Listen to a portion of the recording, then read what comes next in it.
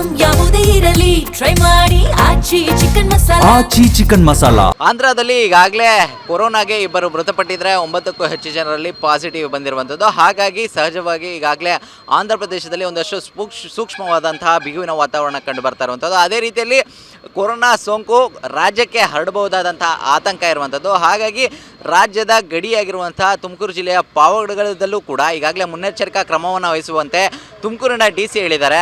ಹಾಗಾಗಿ DC ಸೂಚನೆ ಮೇರೆಗೆ ಆರೋಗ್ಯಾಧಿಕಾರಿಗಳು ಗಡಿ ಭಾಗದಲ್ಲಿ ಈಗಾಗಲೇ ತಮ್ಮದೇ ಆದಂತಹ ರೀತಿಯಲ್ಲಿ ಏನೊಂದು ನಿಟ್ಟಿನಲ್ಲಿ ಒಂದು ಪರಿಶೀಲನಾ ಪ್ರಕ್ರಿಯೆಗಳನ್ನು ಕೂಡ ಆರಂಭಿಸಿರುವಂಥದ್ದು. ಹಾಗಾಗಿ ಬರುವಂತಹ ವಾಹನಗಳನ್ನು ತಡೆದು ಅಂದರೆ ಪ್ರಮುಖವಾಗಿ ಆಂಧ್ರ ಟು ಪಾವಗಡ ನಿರಂತರವಾಗಿ ಸಂಚಾರ ಮಾಡುವಂತಹ ವಾಹನಗಳನ್ನು ನಿಲ್ಲಿಸಿ ಅವರನ್ನು ಪರಿಶೀಲನೆ ಮಾಡುವಂಥ ಒಂದು ಪ್ರಕ್ರಿಯೆಯನ್ನು ಕೂಡ ಮಾಡ್ತಾ ಇರುವಂಥದ್ದು. ಪ್ರಮುಖವಾಗಿ ನಾವಿರುವಂಥದ್ದು ಪಾವಗಡದ ಗಡಿ ಆಗಿರುವಂಥ ರಾಜವಂತಿಯಲ್ಲಿ. ಅಂದರೆ ಈ ಸ್ಥಳ ಅಷ್ಟೇ ಅಲ್ಲದೆ ಇನ್ನೂ 5 ಸ್ಥಳಗಳನ್ನು ಈಗಾಗಲೇ ಕೇಂದ್ರೀಕರಣ ಮಾಡಿರುವಂಥದ್ದು. ಅಂದರೆ ಈ ಸ್ಥಳಗಳಲ್ಲಿ ಓಡಾಡುವಂತಹ ವಾಹನಗಳು ಅಂದರೆ ನಿರಂತರವಾಗಿ ಓಡಾಡುವಂತಹ ವಾಹನಗಳನ್ನು ಪರಿಶೀಲನೆ ಮಾಡುವಂಥದ್ದು. ಅಂದರೆ ಆ ವಾಹನದಲ್ಲಿ ಸಂಚರಿಸುವವರನ್ನು ಅವರ ಉಷ್ಣಾಂಶವನ್ನು ಒಂದು ಚೆಕ್ ಮಾಡುವಂಥದ್ದು, ಹೇಗಿದ್ದಾರೆ, ಅವರ ಆರೋಗ್ಯ ಸ್ಥಿತಿ ಹೇಗಿದೆ, ಎಲ್ಲಿಂದ ಬರ್ತಾ ಇದ್ದಾರೆ, ಈ ರೀತಿಯಾದಂಥ ಒಂದು ಮಾಹಿತಿಗಳನ್ನು ಪಡೆಯುವಂಥ ಒಂದು ಪ್ರಕ್ರಿಯೆಯನ್ನು ಮಾಡ್ತಾ ಇರುವಂಥದ್ದು. ಸಾಕಷ್ಟು ಸವಾಲು ಅಂತಲೇ ಹೇಳ್ಬೋದು ಈಗಾಗಲೇ ಸಿಬ್ಬಂದಿಗಳಿಗೆ. ಯಾಕಂದರೆ ಈಗಾಗಲೇ ಜಿಲ್ಲಾಡಳಿತ ಆದೇಶ ಮಾಡಿರುವಂಥ ನಿಟ್ಟಿನಲ್ಲಿ ಒಂದು ಪರಿಶೀಲನಾ ಪ್ರಕ್ರಿಯೆಯನ್ನು ಮಾಡ್ತಾ ಇದ್ದಾರೆ. ಆದರೆ ಅದು ಕೇವಲ 3 ಸಿಬ್ಬಂದಿಗಳು ಒಂದು ಸ್ಥಳದಲ್ಲಿ ನಿಯೋಜನೆ ಆಗಿದ್ದಾರೆ. ಜೊತೆಗೆ ಅವರು ಪರಿಶೀಲನೆ ಮಾಡುವಂಥ ಸಂದರ್ಭದಲ್ಲಿ ಅವರೇ ವೈಯಕ್ತಿಕವಾಗಿ ವಾಹನವನ್ನು ನಿಲ್ಲಿಸಬೇಕಾಗುತ್ತೆ, ಅವರೇ ಅವ್ರಿಗೆ ಮಾಹಿತಿ ನೀಡಬೇಕಾಗುತ್ತೆ. ನಂತರದಲ್ಲಿ ಅವರೇ ಪರಿಶೀಲನೆ ಮಾಡಿ ಅವರಿಂದ ಬರುವಂತಹ ಮಾಹಿತಿಗಳನ್ನು ಸಂಗ್ರಹಿಸಿ ಎಂಟ್ರಿ ಮಾಡುವಂಥ ಒಂದು ಪ್ರಕ್ರಿಯೆಯನ್ನು ಮಾಡಲಾಗುತ್ತೆ. ನೀವು ನೋಡ್ಬೋದು ಈಗಾಗಲೇ ಇಲ್ಲಿ ಒಂದಷ್ಟು ಟೇಬಲನ್ನು ಇಡಲಾಗಿರುವಂಥದ್ದು.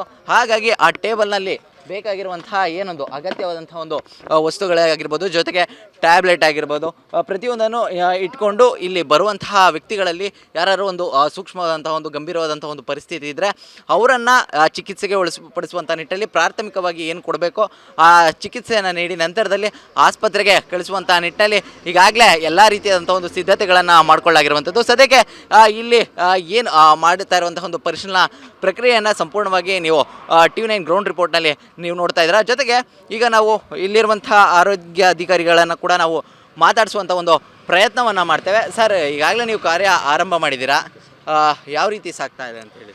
ಸರ್, ಪರವಾಗಿಲ್ಲ, ಚೆನ್ನಾಗಿ ಸಾಗ್ತಾ ಇದೆ. ಬಟ್ ಏನಂದರೆ ಜನರು ಏನು ಮಾಡಬೇಕು ಅಂದರೆ ಸ್ಪಂದಿಸಬೇಕು ಈ ಒಂದು ಕಾರ್ಯಾಗಾರಕ್ಕೆ. ಯಾಕಂದರೆ ಕೋವಿಡ್ ಮಹಾಮಾರಿ ಅಂತಕ್ಕಂಥದ್ದು ಅದೇನು ಅಂಥದ್ದು ರೋಗ ಅಲ್ಲ. ಬಟ್ ಏನಂದರೆ ನಾರ್ಮಲ್ ಇರೋಂಥವ್ರಿಗೆ ಮೇನ್ ಸಿಮ್ಟಮ್ಸ್ ಪ್ರಕಾರ ನಾವು ಕೆಲಸ ಮಾಡಬೇಕಾದ್ರೆ ಫಸ್ಟು ಸ್ಟಾರ್ಟ್ ಆಗೋದೇ ಅದು ಫೀವರಿಂದ.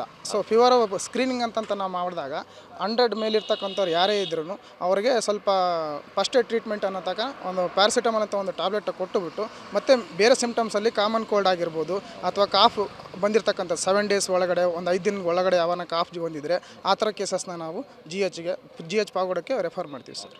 ಈಗ ನಿಮಗೆ ಓಡಾಡ್ತಾ ಇರುವಂಥ ವಾಹನಗಳೆಲ್ಲ ನಿಮ್ಗೆ ರೆಸ್ಪಾಂಡ್ ಮಾಡ್ತಾ ಇದೆಯಾ ಹೇಗೆ ಅಂತ ಹೇಳಿದರೆ?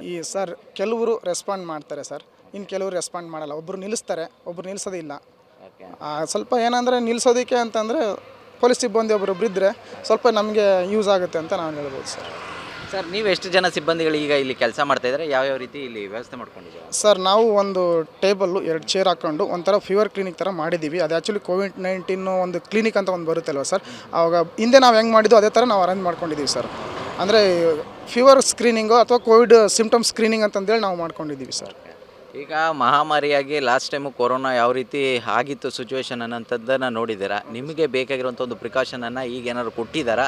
ಈಗ ಬಂದಂಥ ವ್ಯಕ್ತಿಗಳಲ್ಲಿ ಪಾಸಿಟಿವ್ ಇದ್ದರೆ ಅವ್ರನ್ನ ಯಾವ ರೀತಿ ಮೂವ್ ಮಾಡಬೇಕು ಅನ್ನುವಂಥ ನಿಟ್ಟಲ್ಲಿ ಒಂದಷ್ಟು ಪ್ರಿಪ್ರೇಷನ್ ಏನಾದರೂ ಇದೆಯಾ ಹೇಗೆ ಅಂತ ಹೇಳಿ? ಸರ್, ನನಗೆ ಪ್ರಿಕಾಷನ್ಸ್ ಎಲ್ಲ ಕೊಟ್ಟಿದ್ದಾರೆ ಸರ್, ಆಲ್ಮೋಸ್ಟ್ ಪ್ರೊವೈಡ್ ಮಾಡಿದ್ದಾರೆ.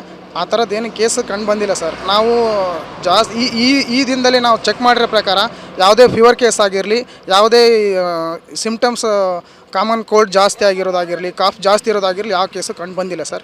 ಹಂಗಾಗಿ ನಾವು ಆ ಥರದ್ದು ಪ್ರಿಕಾಷನ್ಸ್ ಎಲ್ಲ ಕೊಟ್ಟಿದ್ದಾರೆ ಸರ್, ನಮಗೇನು ಪ್ರಾಬ್ಲಮ್ ಇಲ್ಲ ಸರ್. ಬಟ್ ಇನ್ನೂ ಹೆಚ್ಚಿನ ಸಿಬ್ಬಂದಿಗಳು ಬೇಕು ಪರಿಶೀಲನೆಗೆ ಅಂತೀರಾ? ಸರ್, ಈಗ 3 ಜನ ಇದ್ದೀವಿ ಸರ್ ನಾವು ಸಿಬ್ಬಂದಿಗಳು. ನಾವು ಮಾಡ್ತೀವಿ, ಬಟ್ ನಮ್ಮ ಕಡೆ ಈಗ ಪಂಚಾಯತಿ ಕಡೆಯಿಂದ ಒಬ್ಬರು ಕೊಟ್ಟಿದ್ದಾರೆ, ಪೊಲೀಸ್ ಕಡೆಯಿಂದ ಒಬ್ರು ಬಂದರೆ ಸಾಕು ಅಂತ ನಮ್ಮ ಅನಿಸಿಕೆ. ಯಾಕಂದರೆ ಎಕ್ಸಾಮಿನೇಷನ್ ಚೆನ್ನಾಗಿ ನಡೀಬೇಕು ಅಂತ ಅಷ್ಟೇ ಸರ್, ಇನ್ನೇನಿಲ್ಲ.